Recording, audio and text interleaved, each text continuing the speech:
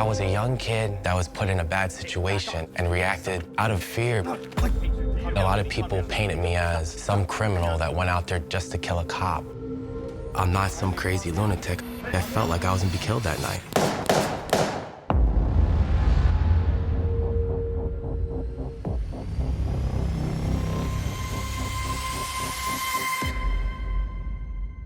Vinny's Rock Bottom Bar in Jefferson, Wisconsin is the kind of place where you can kick back for a couple of beers and have some fun with your friends.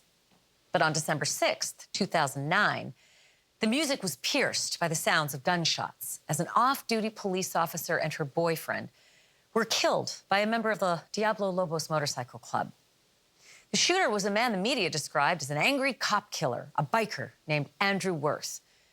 Why Officer Jennifer Luick and Greg Peters were killed that night may on its surface have seemed simple, but the tangled tale was far more layered than that. And now, more than 10 years later, and for the very first time, the man who pulled the trigger is talking.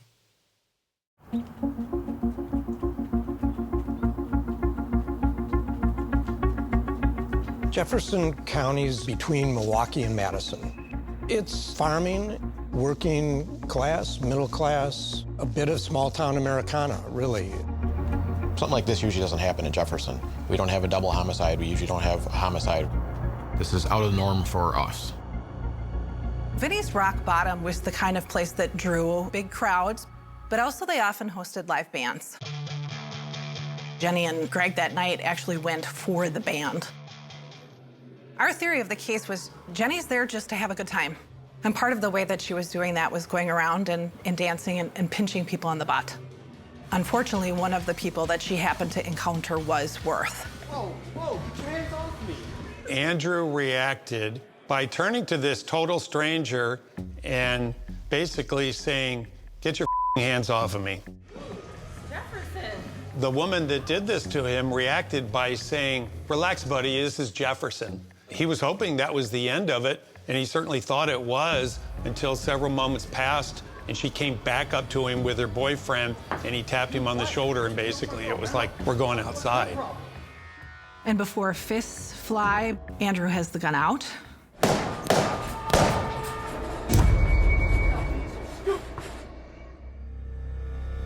Greg had 3 wounds to him from the firearm. One went in his chest. The second one caught the cell phone that was in his pocket, and one went through his neck. And the bullet that went through his neck is the one that went into Jenny, who was behind him at the time. The death of Jennifer Luick and her friend Greg Peters was striking locally because she was an off-duty police officer.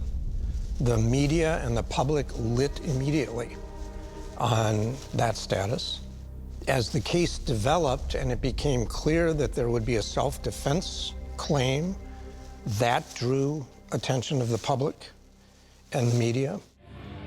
Andrew was there on a date. He didn't really even know anybody in the bar. He didn't know who Jennifer Luick was. He didn't know who Peters was. He didn't choose this fight. They chose him for some reason. Within the very first court appearance that we have with Andrew Wirth, we have him having this massive courtroom explosion, this giant outburst.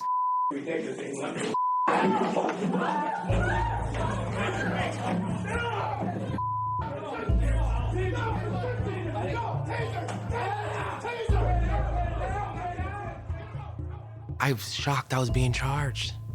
I'm a registered gun owner. I was in fear for my life. So I reacted, so I'm like, I can't even believe I'm being charged. And then the charges are life in prison and $1 million bond, something they know I could never hit for self-defense. Yeah, I stood up because I was upset. But what they said is I was lunging towards the victim's family. If I didn't know the victims, how would I know the victim's family? How does that even make sense? The media portrayed Andrew Wirth as a menacing character. And I think the state embraced that approach in their accusation against Andrew Wirth. All right, the court calls 09 CF 465, State of Wisconsin versus Andrew J. Wirth. Attorney Happ, are you prepared to go forward with your opening statement? Sure. Go ahead. There's a local bar in Jefferson, Vinnie's Rock Bottom, where people go to have a rip-roaring good time.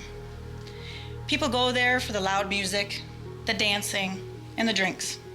On December 5th, 2009, Jennifer Luick and her friends made plans to go to Vinnie's to see the band. Jenny's boyfriend, Greg Peters, decided to come along. Jenny Luick was a vibrant, beautiful, and confident woman. And Jenny and her friends were among those people who were drinking and dancing, and being a little silly. Part of that included pinching butts. Butts of people they knew, and even some butts of people they didn't know. But one person took great offense, and that's the defendant, Andrew Wirth.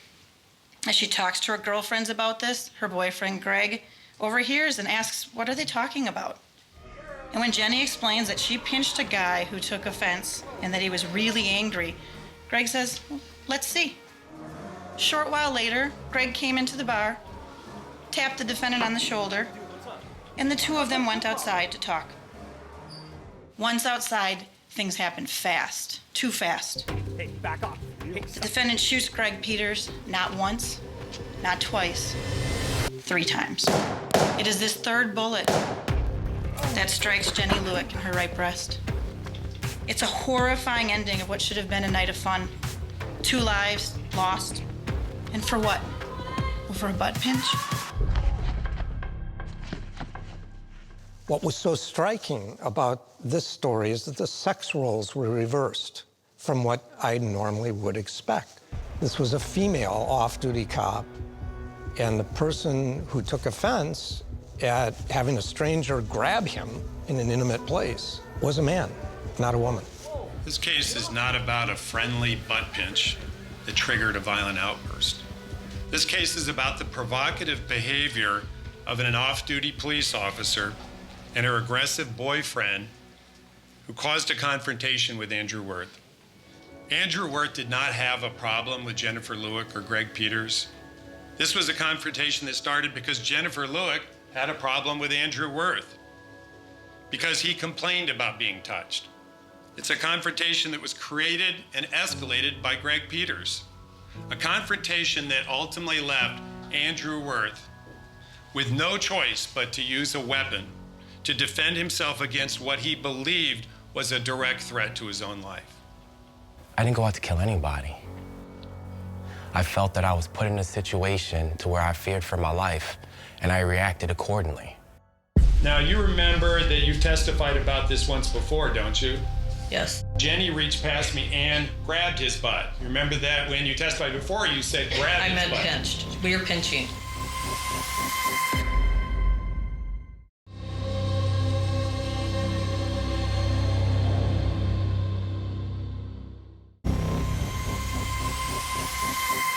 From the very beginning, the state wanted to paint a picture of Andrew Wirth as a ruthless member of a biker gang with unbridled rage, an instigator who set a course in motion that would end in a double murder. On the other hand, Jennifer Luick and Greg Peters were described as 2 innocent victims who were just out for a night of fun. But as in most courtroom dramas, there is the truth, there are lies, and then there's a story that's nestled somewhere in between. Now, Vinnie's Rock Bottom. I'm going to be asking you about the late evening hours of December 5th, 2009, into the early morning hours of December 6th, 2009. Well, what type of information do you gather upon your arrival? The information I received was that 2 subjects were transported to Fort Memorial Hospital. One was an adult female and one was an adult male. I was informed that there were apparent gunshot wounds to both people that were transported. You learned that the shooter was Andrew Wirth. Correct. Were booking photos taken of Mr. Wirth at the time of his arrest? Yes. Andrew, the night of this offense, really looked the part of a tough guy. He had a big, noticeable, nothing to lose tattoo across his neck. He was in his full motorcycle garb and clothing, a vest, a sweatshirt, a jacket. I think he liked to project the part of the bad boy. The narrative that was presented by the state was you have a menacing young man who is affiliated with a motorcycle club that has a big tattoo on his neck that says nothing to lose. A lot of the guys in the club were guys that are my age. They're like 60 years old, ex-Vietnam veterans. There was no evidence of any criminal orientation. It's just a bunch of guys that like to dress up and ride Harley Davidsons. At the time of the first interview with Andrew Wirth, did you know the health status of Greg Peters and Jennifer Luick? Yes, I knew they were gravely injured. Did there come a time where you learned that Jennifer Luick and Greg Peters' condition changed? Yes. Did you communicate the change in their status to the defendant as well? Yes, I did. And what was the reaction at that time? Mr. Wirth started sobbing, yelling obscenities, and banging his head against the wall. I'm 24 years old. I'm sitting in a cell, and they tell me that you just killed 2 people. I just broke down. Mentally, I broke down. Based on what you saw during the events on Friday evening and into Saturday morning, how would you describe Greg's mood? He was in a good mood. He was happy. We were having fun. Did Greg appear bothered or annoyed that Jenny was dancing? Not at all. At some point, did you see Jenny pinch anyone's butt? Yes. She pinched your butt? Yes. Did you pinch other people's butts? We did. I did. Yes. Did Jenny's butt pinching of others appear to bother Greg in any way? No. And did you see anyone react in an angry manner towards you or Jenny's butt pinching? Yes. And who is that? Andrew Wirth. You have him absolutely angry by the fact she's touched him and that she's pinched him.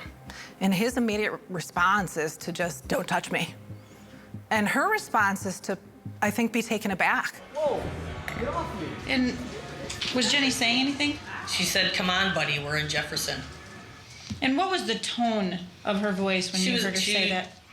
She was trying to lighten it up.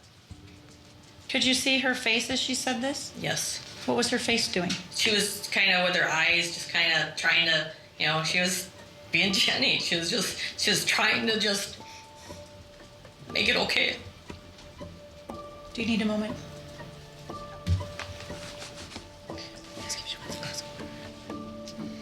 And then what did you do once you left that area? I went and got Angie, and Jenny went and got Greg, and we all left together. We were halfway through the parking lot, and Jenny said, "Wow, what a jerk." What, if anything, did Greg say? He kind of shrugged his shoulder. I don't know if he said what guy, but he was like, "What is it?" And she said, that I pinched his butt. And she said he was so upset. And Greg turned and said, "Well, let's go see." Greg is described as a fixer, not a fighter. And I guess we'll never know what was in Greg's mind, but Greg wanted to go back into the bar and talk to this guy.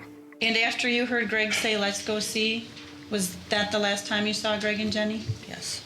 The state tried to suggest that Andrew was a hothead waiting to go off. We had to sort of turn the story around to try to reveal to the jury during the trial that the people that were behaving unreasonably on that night were, unfortunately, Ms. Luick and Mr. Peters, and not Andrew Wirth. How many people do you remember pinching that you knew? That I knew, probably Right. 4, 5. Well, how about Jenny? How many people do you think she pinched? I don't know. I wasn't with her every second. I mean, it sounds like you and Jenny and others were going around the bar just pinching people at random. Yes, and on the dance floor, too. Was it all just pinching, or, were there other type of grabbing in people's bodies that were going on? Everything I saw was pinching. Now, you remember talking to Detective Weiss, like the next day after this happened, didn't you? That night in the hospital. What did you write in your statement in the second paragraph? You want me to read it? Please do. All night, Jenny, and we were talking and joking with everyone. We were spanking girls and boys on the butt, joking all night. Okay, so when you talked to the detective, you described it as spanking girls and boys, right? Yes. And so that night, when it happened, you didn't use the word pinching. Right. Okay, and spanking's different from pinching, right? Yes. Now, you remember that you testified about this once before, don't you? Yes. And you remember that you testified at the preliminary hearing. Ms. Hapt asked you a question. Can you briefly describe what happened? And on page 12 of the transcript, line 16, for the state's benefit, you answered, "A guy walked by us we were standing near the bar. He walked by and I thought he was with another guy. And Jenny reached past me and grabbed his butt," right? Yes. You remember that when you testified before, you said grab I his meant butt. pinched. We were pinching. If it was just a pinch, why did your testimony change? The fact is, it was not a pinch. Okay, she very aggressively grabbed me and pushed her hand between my butt cheeks. Actually, if you look at the law, you would be charged for this. She was a noticeable person that night, wasn't she?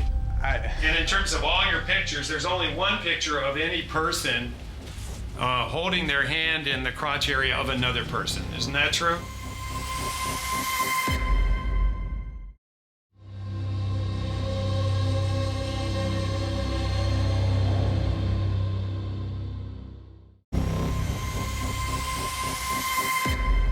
Since the prosecution decided to make the case all about character, or what they called lack of it, the defense lawyers decided to do the very same thing. And I know what you're thinking. Andrew Wirth killed a cop. How can a lawyer attack the victim and her boyfriend? Enter Sam Benedict, a defense attorney who knows just how to walk that tightrope.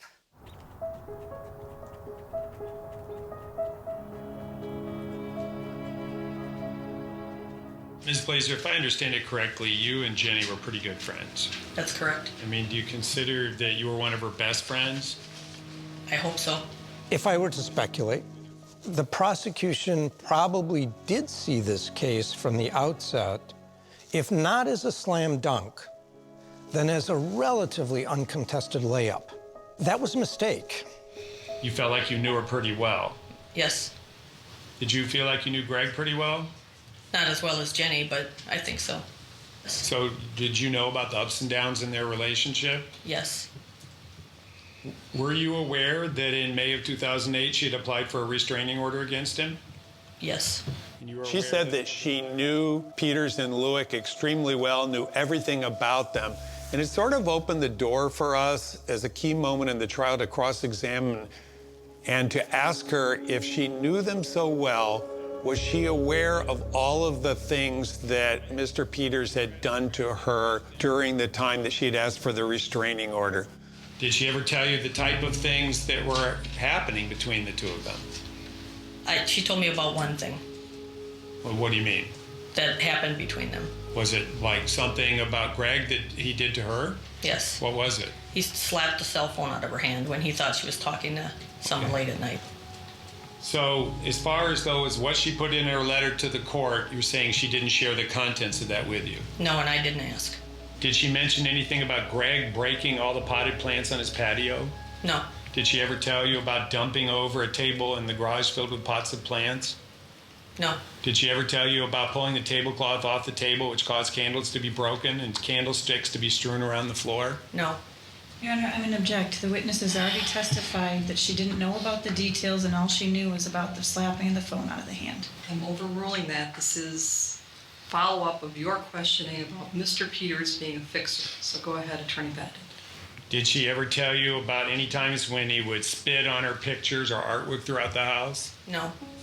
It was pretty easy just to go down the list of all these horrible things that she had reported in her restraining order petition. So either she didn't know them very well at all, and maybe her assessment was wrong, or maybe her version really wasn't very true. The fact that there had been a temporary restraining order between Jennifer and Greg would feed their theory that Greg's intention in returning to that bar had to have been for the purpose of a fight or a confrontation, and that Andrew's fear of being jumped by this man took on legitimacy. Now, were you and the defendant still dating on December 5th, 2009? We had decided to just be friends. Did you and the defendant get together then that evening? Yes. We went to the filling station. Did anything of significance happen? Andrew had a scuffle. He had been in a bar and someone had touched his jacket and he had grabbed him by the throat and slammed him into a wall. How would you describe the defendant's mood at that point? He was pretty angry. What happened at that point? Did you stay? No, Andrew came up and said we have to go. Did you ask the defendant if he wanted to go home? Yes. And did you in fact go home? No. Where did you go? We ended up at Vinny's. I was living a decent life, to where I felt like it was a decent life. I mean, people could judge. Did I go to bars? Of course I went to bars. Was I out there getting drunk 7 days a week? No, not at all. What does this picture depict, and why did you take it? People are dancing, hands are flailing. I don't know what they were doing, to be honest with you, if you're asking my opinion. We can at least agree that the picture you took looks like the right hand of the person with the black sweater in the area between the legs of the other woman. It appears to me to be two people dancing. Okay. You took other pictures of the woman that you now know as Jenny. Exhibit 65. Did you take it because it was suggestive looking to you? Is that the reason you took it? No, sir. She was a noticeable person that night, wasn't she? I don't know. There was a lot of people there that evening. Well, that's the only picture of someone dancing in that group with someone with a face up against David Marshall's belt buckle. Isn't that true? That might be the only picture like that. I don't. And in terms of all your pictures, there's only one picture of any person holding their hand in the crotch area of another person. Isn't that true? I don't know. I'd have to look through all of them. Okay. Instead of these innocent, happy photographs of her dancing and laughing and enjoying herself, instead the photograph they get shown is the one with her hand on the genitalia of somebody else in the bar. A friend. They're being silly. But that's the picture that gets splashed up on the screen in the trial. And I think designed to make Jenny look bad. At this time, the state would rest its case, subject to rebuttal. All right, so ladies and gentlemen of the jury, the state has rested, so tomorrow we'll start with defendant's case. Who was behaving reasonable that night? Is it the off-duty police officer with their boyfriend who's had way too much to drink, who wants to drive home, and then all of a sudden decides to come back in and call my client outside? Versus my client. He's a guy from out of town. He's in a bar where he feels like he's surrounded by the locals. You'll raise your right hand. Do you solemnly swear that the testimony you're about to give in this matter shall be the truth, the whole truth, and nothing but the truth, so help you God? I do. Seated there, please. I had people tell me it's the worst thing you could do. I needed to take the stand. I needed the world to hear my side of the story. I put my left hand, grabbed him by the throat, pulled my gun out with my right hand, and I placed it up to his head.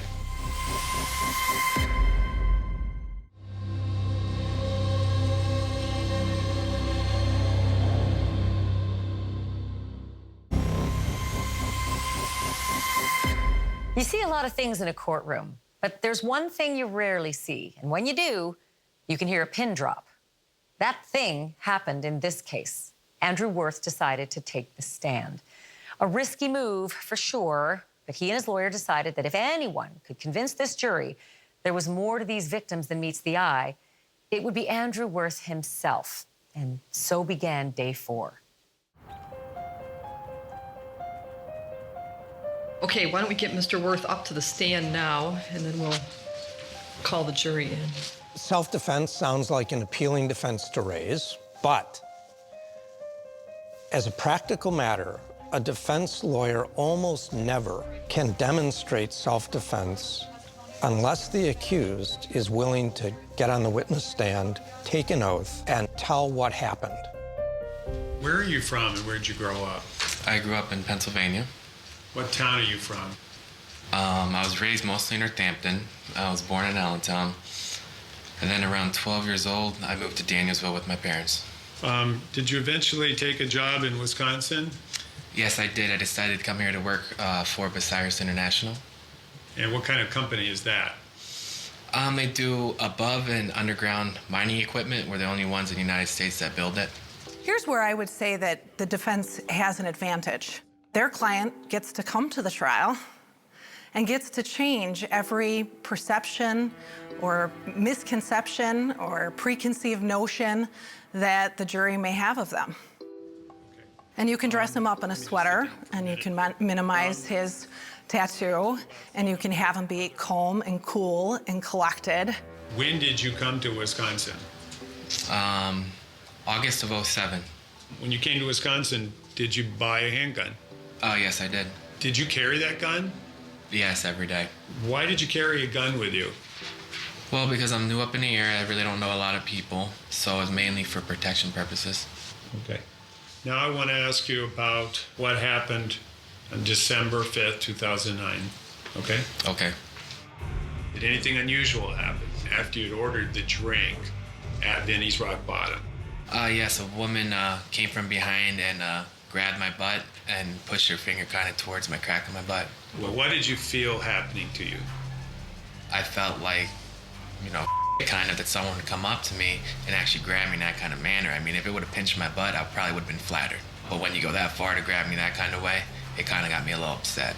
I told her, don't touch me or whatever, and... How did you say it? I told her, don't touch me. What was your mood at that point in time? I was irritated that she did. She was actually a lot more mad than I was about the situation when I told her not to touch me. How did she react? Not very nice. Well, like, what did you see? She walked away, and she went over. There's a group of girls she went talking to. I would never go grab a woman the way that she grabbed me. So all I want in this world is the same respect that I'm giving out. Did anything unusual happen after that? A very large man had came and grabbed my shoulder and asked me to go outside. You'd never seen him before? No. What did you think was happening? I figured it had to do with the lady that I asked her not to touch me, because that's the only thing that could have happened that night for someone to come up to me. Why did you go outside? Well, I really didn't know who else was in the bar that was friends of his. And right after he had grabbed me to tell me to go outside, there's a group of probably about 5-6 guys there, and someone asked if there was a problem. And he's like, no, there's no problem. I'm going to take care of it myself. I felt like if I went outside, it'd be a lot better than staying in there and possibly getting jumped. I thought the situation could be calmed down. Both of them, if you look at their blood alcohol levels, they were almost twice the legal limit, okay? So I do believe that if both of them would have been sober, that none of this would have happened and never would have got spiraled out of control to where it was. Basically, right when we got outside, I faced him. So who talked first, do you remember? He asked what the problem was, I believe, and I'm the one that told him what had happened. Do you remember what you said? I believe I said, your girl grabbed me by my ass. Okay. What was his response? He wanted me to apologize. Did you agree to do that? No, because I didn't do anything wrong, so why would I apologize? How did he react to that? He wasn't very happy. How could you tell? He started to come up in my face. Hey, back off. Hey, stop. Hey, let go. Did anything sudden happen? Yes, he had put his left hand up, going towards me, his right hand behind his back. When you're truly in fear for your life and you believe someone has a weapon, you're gonna react accordingly. I put my left hand, grabbed him by the throat, pulled my gun out with my right hand, and I placed it up to his head. Do you remember what happened at that point in time? I remember everything up to there. Why did you reach for the gun? Because I was feared for my life. Why didn't you just run away? I honestly couldn't answer that. I don't know. Do you remember pulling the trigger? No, I do not. When did you realize that you had? When I snapped back in, when Kim came out, the hammer was cocked back on my gun when it was still in my right hand. I was a young kid being put in a bad situation with two individuals that were highly intoxicated. They left the bar. They came back in to pursue me. On that night, did you intend to kill Greg Peters? No, I did not. Did you intend to kill Jennifer Luick? No. I have no other questions, thank you. Why don't you remember where you're standing? It'd probably be the same way as when you go outside, you probably won't think about exactly where you're standing, would you?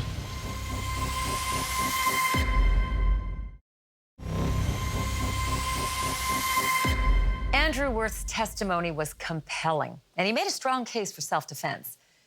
But it's always easy when your own lawyer is the one asking the questions. The hard part starts when your lawyer sits down and the state takes over for cross-examination. I want to take you back to your testimony about the filling station, okay? All right. It's your testimony that Mr. Zins was reaching into your jacket and bothering at the filling station, is that right? Yes. And then you testified that you ended up having to push him into the wall, is that your testimony? Yes. In fact, you grabbed him by the throat and put him into the wall hard enough to dent the drywall, right? Yes. Now, when in relation did that physical altercation with Scott Zins happen in comparison to the incident at Vinny's? How many hours? I couldn't tell you. I'm Short not sure. time? It was Probably 45 minutes, an hour maybe, I'm guessing, because I sat there and talked to him on the cell phone. So, Not a long time. no. So you had 2 physical fights in a short period of time. Yes. Our hope was that his true colors would come through when he was on that stand. And by true colors, I mean that Andrew would have that outburst, would show that lack of impulse control that he had, or that the jury would read the anger on his face and his agitation. What does not backing down mean to you? If someone swings at me, I'm not going to back down. If someone gets up in my face, yes, but if someone says something to me, I usually don't get into it over that. Well, what about Mr. Peters? It was your testimony on direct that Mr. Peters asked you outside, and then you've now testified that apparently you and he were talking. He was upset. He wanted an apology from you. You said no, right? Yes. And that wasn't a swing. That was a request for an apology. Why would I apologize when something was done to me? I didn't do anything. Is that an example of not backing down? No, the example is when he puts his hand behind his back and I react. That's what not backing down is. If he would have never done that, it wouldn't even be like this. And you didn't see a knife, right? No, but I didn't want to wait until, I got stabbed. You didn't see a gun? I didn't see anything. I just saw his hand go behind his back and the other hand go up by me. He held it together. I would note that there was one moment where I think the real Andrew Wirth peeked out, and that was when he was being questioned about where he was standing when this shooting took place. And he got a little arrogant. Why don't you remember where you're standing? It'd probably be the same way as when you go outside, you probably won't think about exactly where you're standing, would you? Well, this is a pretty significant event, isn't it? I'm sure. Pretty significant night for you? Oh, it definitely was. Okay, so there's no reason for you to have blacked out at that point when you're having that conversation, is there? I didn't. Next time, I will wait and watch where I'm standing. The prosecution had ample opportunity to use all of the direct evidence they had against Andrew Wirth. They had the video recording of his interview with the police. They chose not to play it. Attorney Benedict, any other witnesses? No, at this time, the defense will rest. Was that a good strategy or not? You'd have to ask them. We had made a tactical decision in this case not to introduce any of Andrew's statements that he had made to the lead detective when he was arrested, because some of those statements were really self-serving. And if we put him in through our detective, he wouldn't have to take the stand.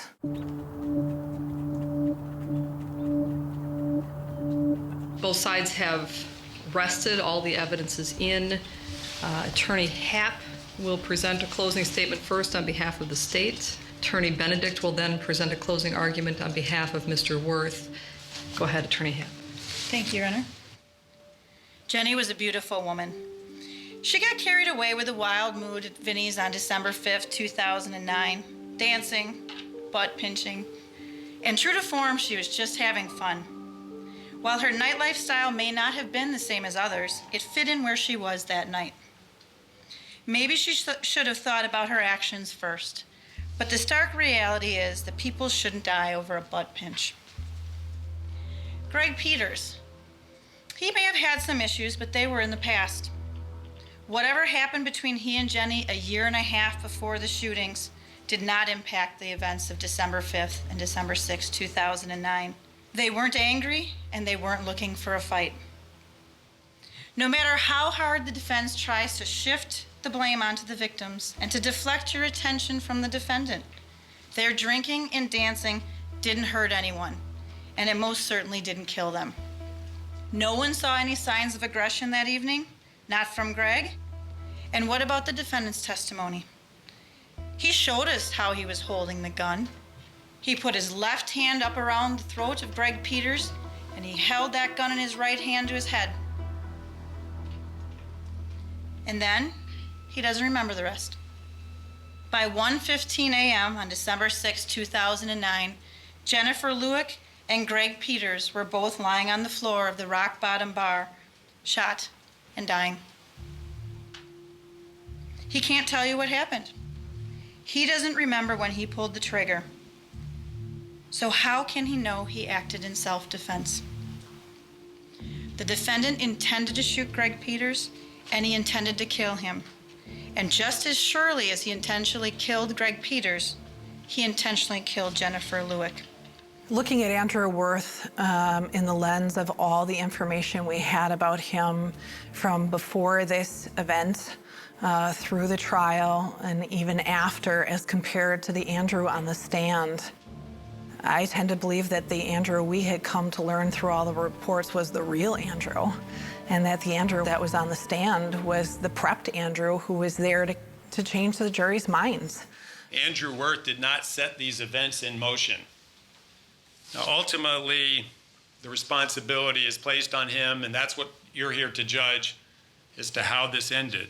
But he did not set this in motion, and there is no possible way that he could expect or anticipate this confrontation.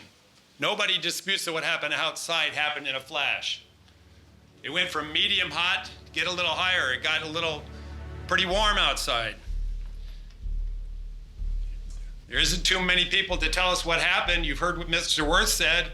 It's all about the butt grab at that point, like what happened inside. The woman grabbed me. Well, maybe you should just apologize. I'm not apologizing for anything. It goes from hot to white hot just like that. White hot. You know, sometimes decisions have to be made in a second. Even sometimes they aren't necessarily good, they aren't necessarily bad, but they're made because you have to do what you feel you need to do to protect yourself. No matter what, even though you know this is self-defense, you still took 2 people's lives. You know how hard that is to live with every day? I have more remorse than you could imagine. There's not a day go by where I don't think about it. Mr. Wirth just used the tools that he had. He's 24 years old. You've got a 40-year-old guy behind you, grabbing you. I mean, he hasn't lived that much life to know and to be in that situation. Judge him not as you would judge yourself. Judge him as himself in that moment. That's what the law requires you to do. I just asked the jury to look at the truth about who these people were on that night. She may have been a great police officer and a great mother and a great community member, but she wasn't that person on that night. Jury reached verdicts in this matter. Why don't you hand the verdicts to our deputy? Verdict count 1, we, the jury, find the defendant Andrew Wirth.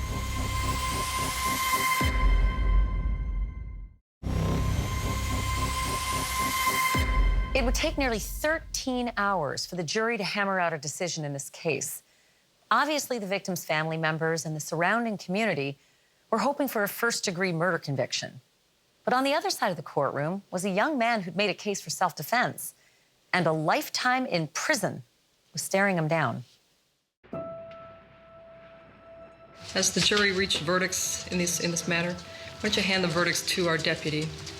When a jury takes an hour or 2 to reach a verdict in a case, that can be explained by deciding who the foreperson will be and ordering lunch.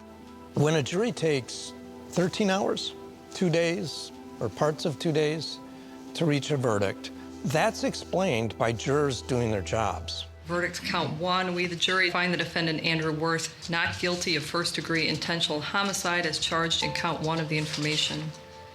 We, the jury, do hereby find the defendant Andrew J. Wirth not guilty of second-degree intentional homicide.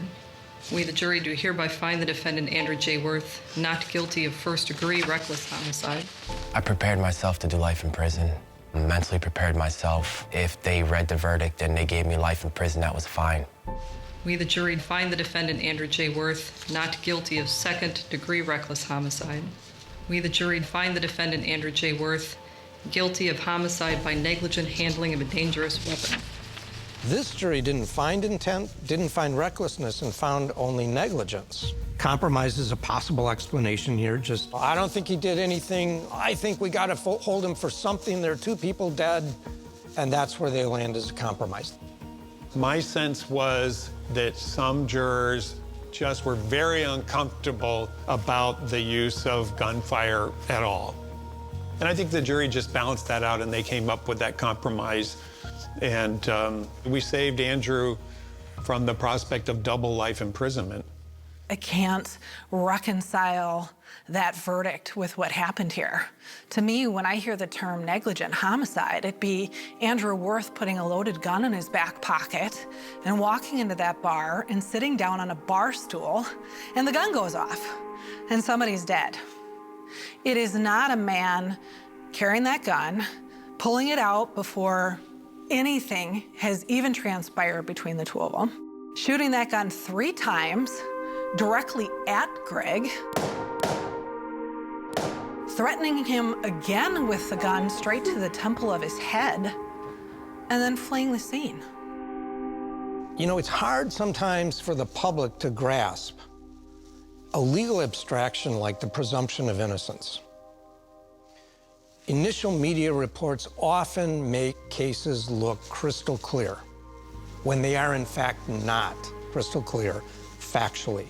And Andrew Wirth's case is a concrete example of why the presumption of innocence is not an abstraction and why we are forever unwise to make snap judgments about accusations in criminal complaints or accusations in press conferences by police chiefs or district attorneys or sheriffs.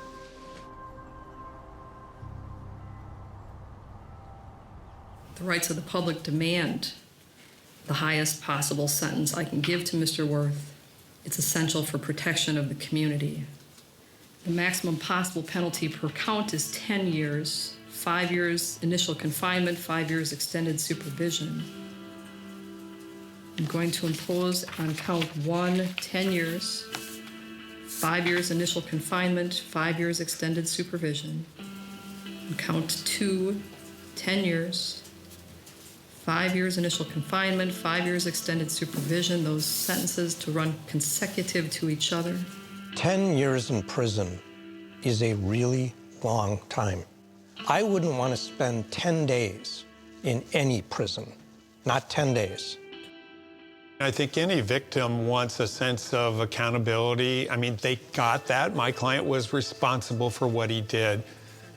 They're not entitled to vengeance. They're entitled to justice. Carrying a concealed weapon was a very poor decision on your part. When you ask me whether or not I think justice was served in this case, that's an incredibly difficult question. Professionally, justice is served because the system worked. The system did what the system is designed to do. Personally, the heartbreak, the hardship, the impact on these families, I don't know that anyone would ever say justice is served. Andrew's out, you know, walking around enjoying life. Jenny and Greg will never have that opportunity. Do I feel that I deserve to go away for this? No. Did I? Yes. Did it change me forever? 100%. When the first person tried to kill me and my parents called the prison, you know what the CO said? Tell your parents to stop calling us or we're gonna make your life hell here. I wrote a letter to my parents saying sorry for everything I ever put them through. Put a stamp on it, ready to mail, that if I died in prison, that I loved them. And luckily, I made it out alive. Today, Andrew Wirth, having served his time, is trying to rebuild his life and lives in an undisclosed location due to death threats, both to him and to his family. He began writing in prison, and he's just completed his second novel, which is set to be published soon. He also hopes to one day become a motivational speaker, focusing on kids making good life choices. I'm Ashley Banfield. Thanks for watching.